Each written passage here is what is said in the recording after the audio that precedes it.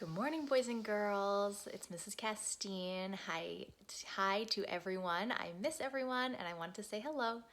I wanted to share another story with you today. And again, I have my reading buddy here.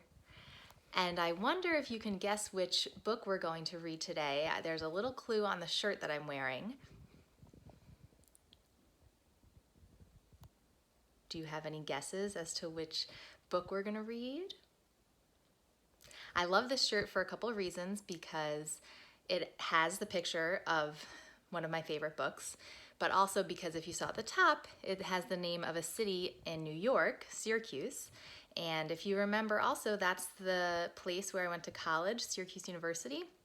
But we also would go there lots of summers because my grandparents lived there, and we got this shirt when I was there. So this shirt is actually probably older than you guys are because I had it when I was little.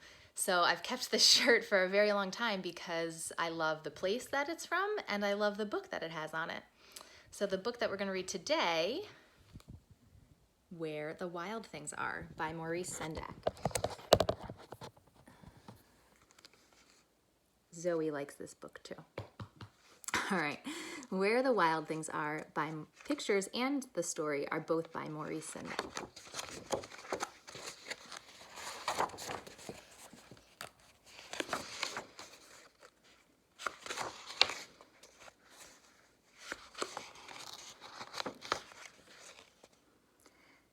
The night Max wore his wolf suit and made mischief of one kind and another.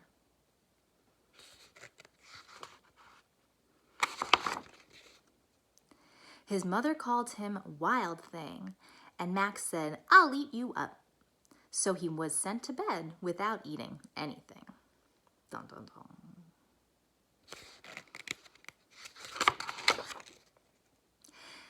That very night, in Max's room, a forest grew. And grew. And grew until his ceiling hung with vines and the walls became the world all around. That looks like some of the habitats that we looked at. A forest. And an ocean tumbled by with a private boat for Max, and he sailed off through night and day. Where do you think he's going?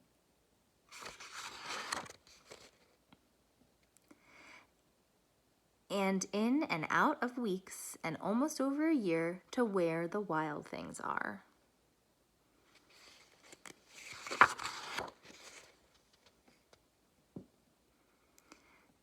And when he came to the place where the wild things are, they roared their terrible roars and gnashed their terrible teeth and rolled their terrible eyes and showed their terrible claws.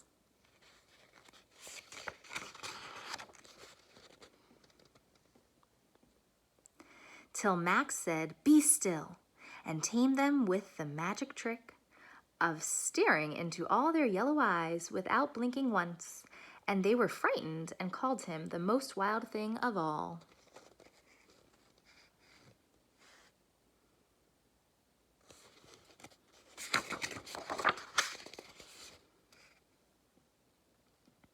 And made him king of all wild things.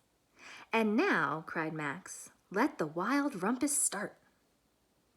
Ooh, the wild rumpus.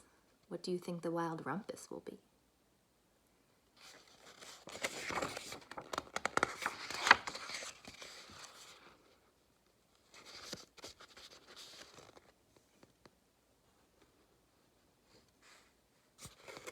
Can you see what they're doing? Sometimes when there are no words in the book, it's fun for you to make up your own description of what you see happening.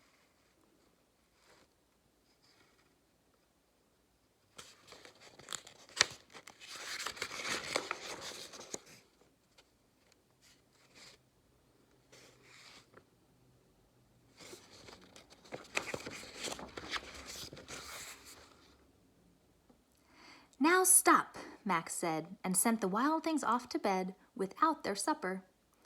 And Max, the king of all wild things, was lonely and wanted to be where someone loved him best of all. Then all around from far away, across the world, he smelled good things to eat, so he gave up being king of where the wild things are.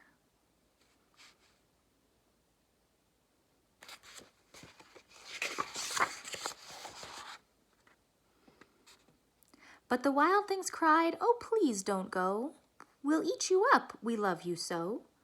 And Max said no. The wild things roared their terrible roars and gnashed their terrible teeth and rolled their terrible eyes and showed their terrible claws. But Max stepped into his private boat and waved goodbye. Where do you think he's going?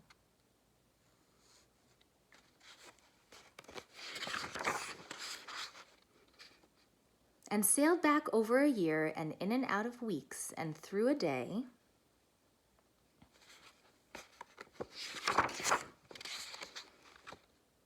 And into the night of his very own room, where he found his supper waiting for him.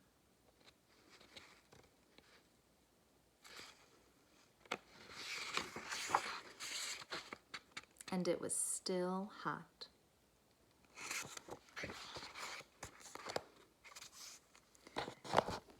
I hope you enjoyed that book and you have a great rest of your day. I miss you all. I'm thinking of you all the time. Big hugs. See you later.